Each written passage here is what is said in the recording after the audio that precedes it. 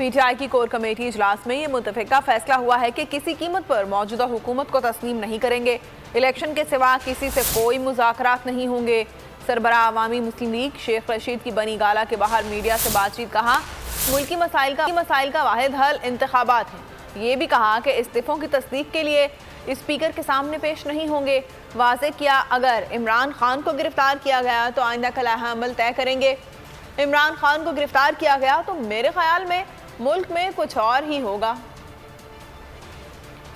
اور اگر عمران خان کو گرفتار کیا گیا تو اس کی اسٹریٹجی بھی بنائی گئی ہے، اور جو سب سے بڑی بات کی گئی کہ کسی قیمت پر بھی موجودہ حکومت کو تسلیم نہیں کیا جائے گا اور الیکشن ہی واحد حل ہے۔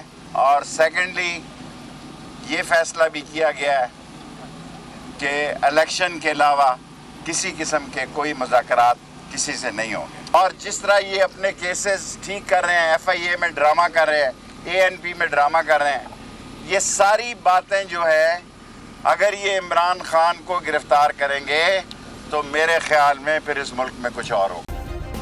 سبسکرائب کریں اور بیل دبائیں تاکہ کوئی خبر رہ نہ جائے۔